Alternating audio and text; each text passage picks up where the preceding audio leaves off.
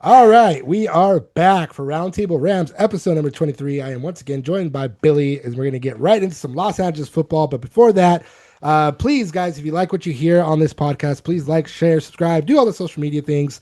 The link there will be a link in the description of the official Roundtable Rams site. You can go there, join. It's a free account. All that good stuff. You can comment, you can share articles, all that good stuff. You can argue with me. I will argue back with you. But yeah, let's get right into some Rams football. So, we still do not know what is going to happen with Alaric Jackson. He got into some trouble. Alleged domestic battery incident that took place was all over the news. He was arrested, and obviously, this is going to lead into the NFL doing an investigation, as will the Rams. And then we will find out if he's going to suffer another suspension. He got into an issue with an unnamed woman back in 2024, and he missed 2 games as a result of that investigation. This one sounds worse. Again, we don't. I'm not for legality issues. I'm not going to go and say what happened or what he did or didn't do because we don't know, and we're not the cops and we're not at the representation. But from the reports, it sounds worse. We will see what comes of it. But if the NFL finds him at fault, or rather, the evidence points to him the situation being worse than what it was in 2024, you can believe that he will get probably suspended at least 2 games like last time, probably more, because this would mean that you're kind of a repeat offender, and the NFL does not take too kindly on that kind of stuff, and they will drop the hammer potentially 4 or 6 games or more. We don't know. Yeah. But again, this is just presumptions. We don't really know what's going to be happening with that. There's been no update, but it does I lead think, to. did you read also that he's not going to face felony charges? Oh no, I did not see that part. Okay, so that's I a think I new. saw a lot Thursday night. The Los Angeles County District Attorney Office told NBC4 Los Angeles that Jackson won't face felony charges for the Oh, alleged incident. So, could that impact the investigation? Will they do? They're probably going to do their own looking into it, but I don't know if that's maybe going to lighten the load for him a little bit. it could be. Yeah, I mean that's a really big update. I did not see that actually. I'm gonna have to write up a piece on that. But regardless, you're violating the NFL's personal conduct policy, regardless of the situation. Yeah. So again, they do not take kindly on these kinds of things happening. You get arrested at all, the NFL is going to look into it. So again, we don't know. There may or may not be something going on. Maybe he only gets suspended 1 game. Maybe he doesn't get suspended at all. We don't know. But that being said, it does beg a question that will this lead to the Rams making a move to extend either Steve Avila or Kevin Dotson?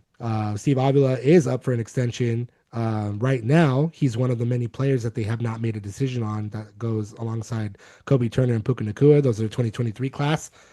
So we don't know yet, but this could force the Rams' hand, especially because like we don't know if Matthew Stafford is going to play another year, regardless if he does or he doesn't. You still got Ty Simpson. You still have to protect Ty Simpson, and you got a really good offensive line there, a young offensive line. Steve Avila is one of those players.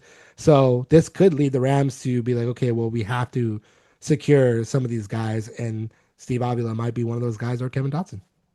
Yeah, I think if that's smart. They're going to want to secure a line that's largely been working for them. I mean, they were one of the best teams in the NFC last year, have been one of the best teams for the last few years. And I think that, as we've been saying across all of our podcasts, it's just becoming more and more important nowadays to have that strong foundational offensive line that really works together.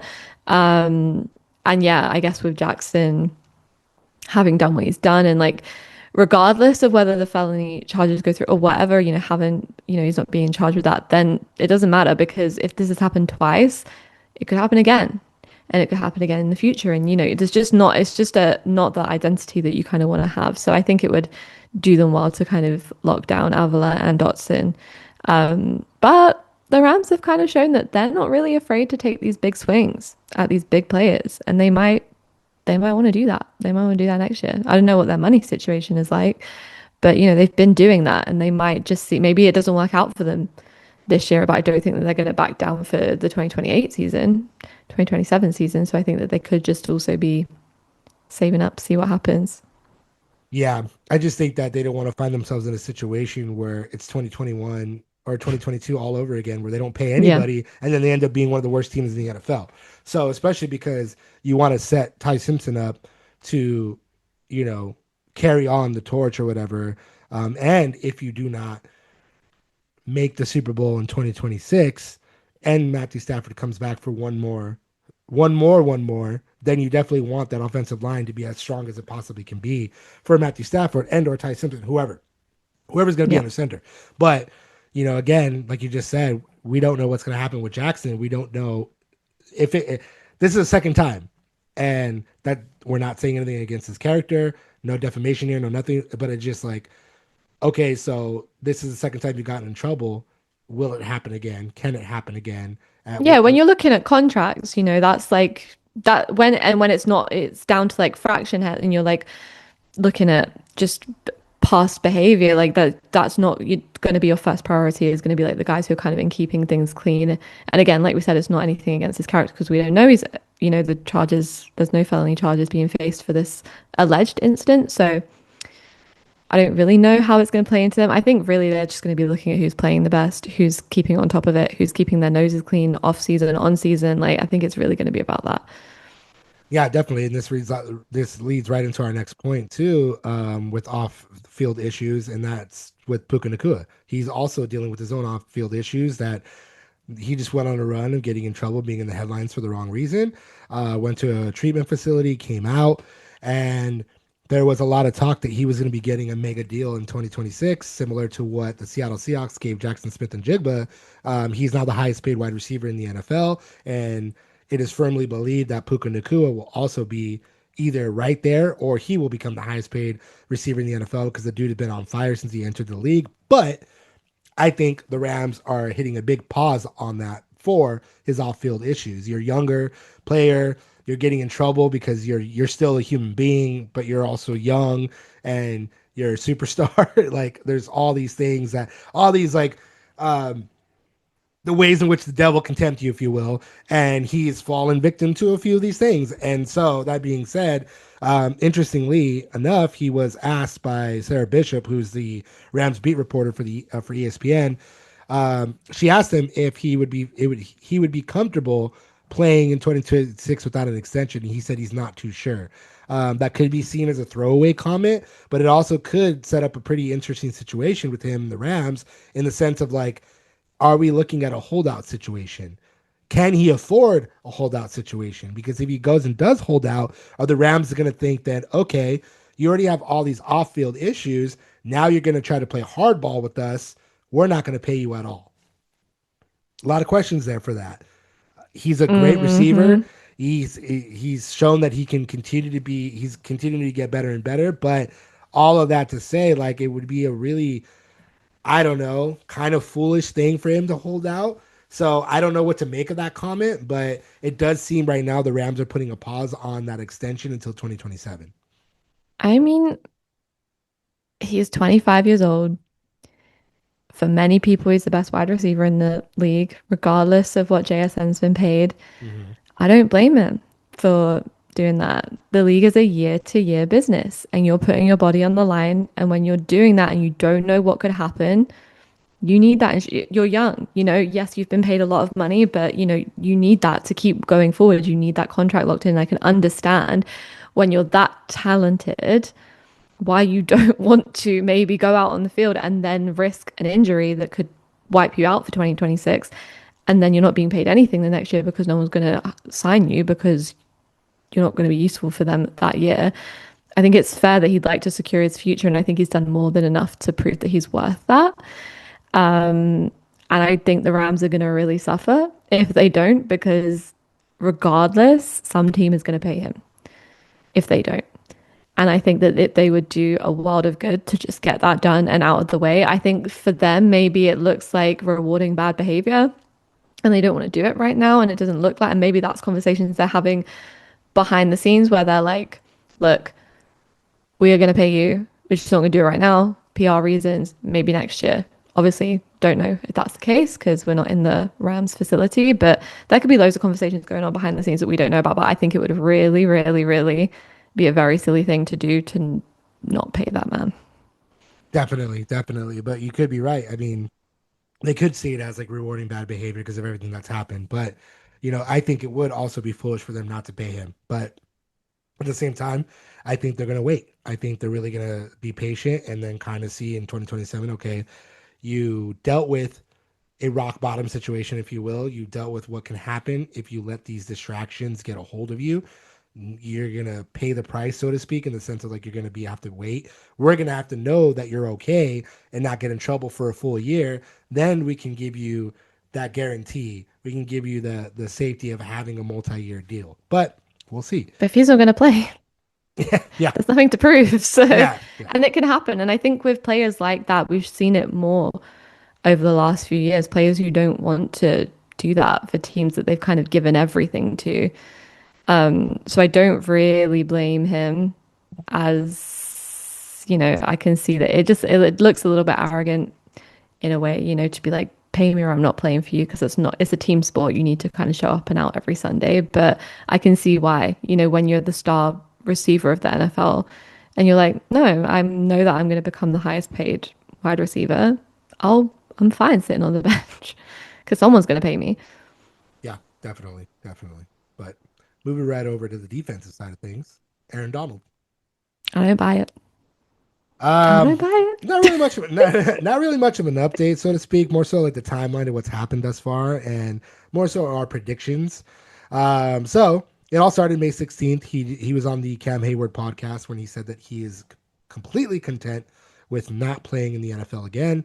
Very adamant about it. He's been adamant about it. Obviously, he's probably gotten a call from Sean McVay probably every year, and hasn't come back thus far. But the addition of Myles Garrett made all that seemingly go away. Aaron Donald's wife did say y'all are hilarious on X or Twitter rather, because of all the reports that he was coming back. And he himself spoke to Pat McAfee and then spoke to NFL insider Jordan Schultz, and his tune completely changed. He said, I don't know, it's tempting. He's like, we'll see if a fire is still there. And that fire, obviously, I think got lit by the addition of Myles Garrett. It's not often that two defensive player of the years get to play on the same team together, on the same unit, in the same situation. So it would be insane for him to be joining Myles Garrett on that defensive line as a pass rusher.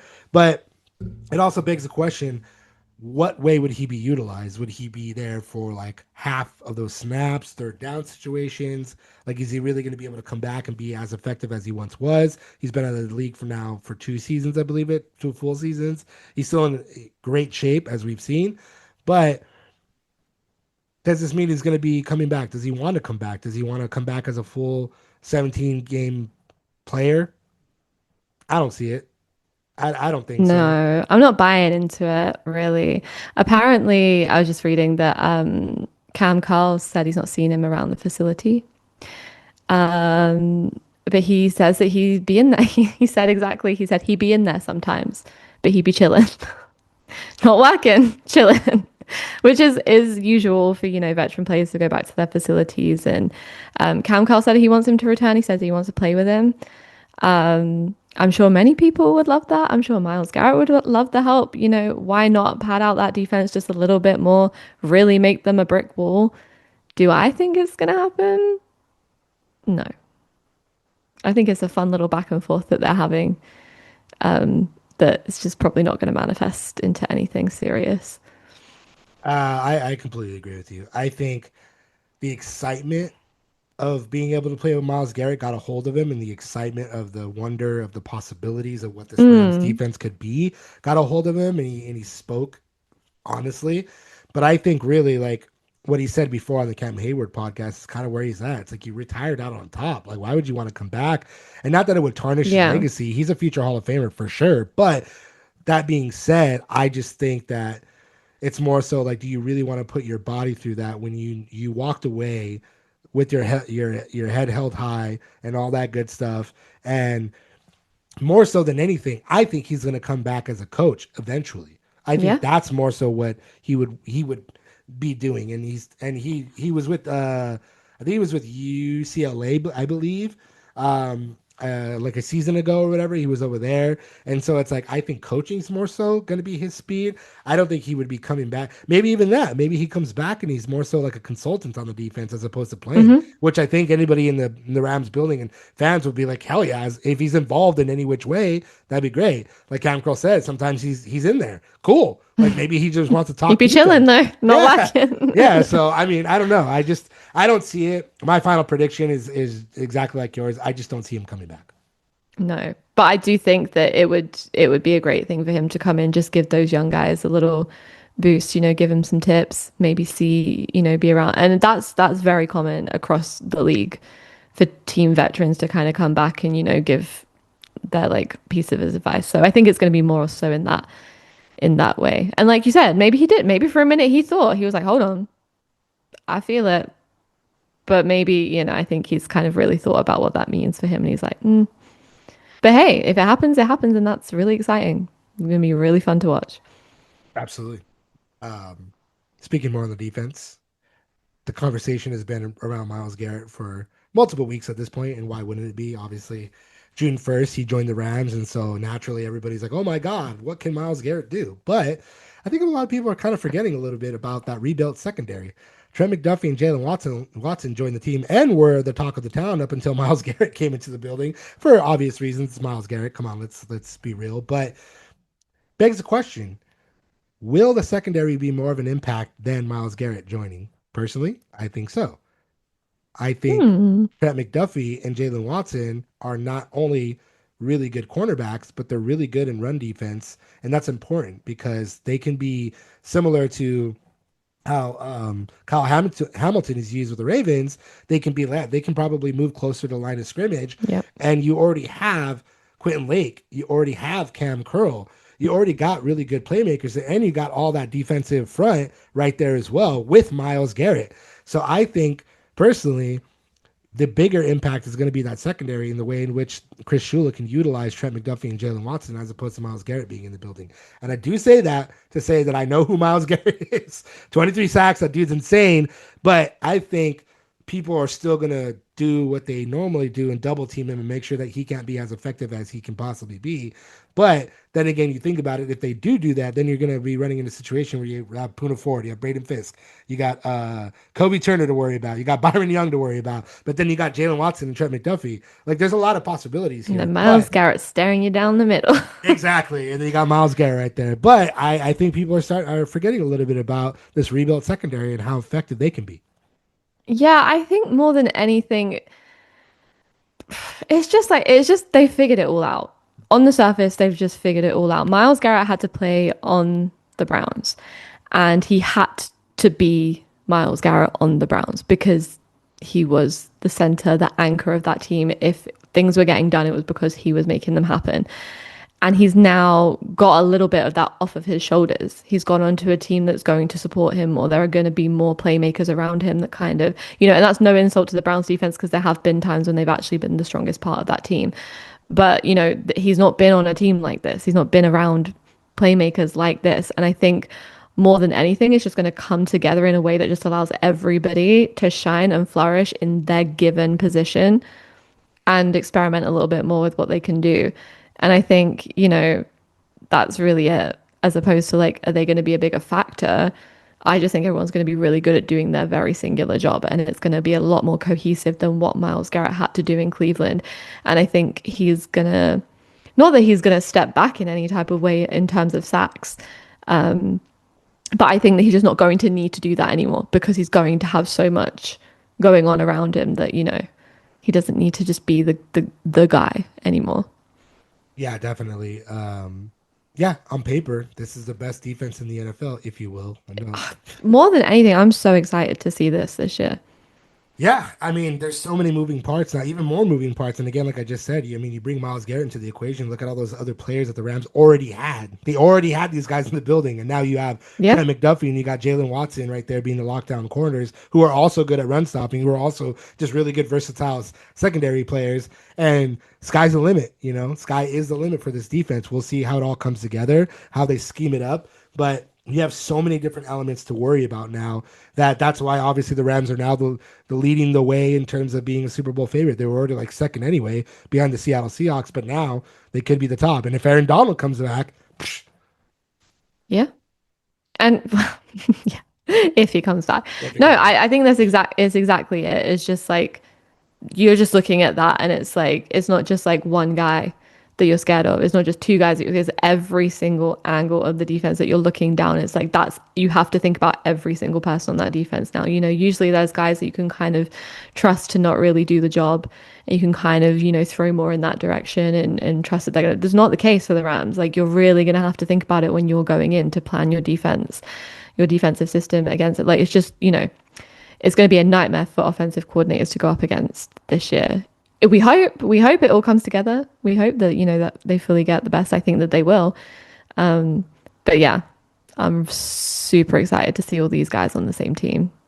I think everybody is. I think everybody who's a Rams fan and a Rams hater is excited to see because it's like, dude, like this is Myles Garrett on the Rams that were already a top five unit. Yep. So we'll see. We will see. Training camp is going to be right around the corner here. We're about a month away ish. And we'll see how it all starts to come together.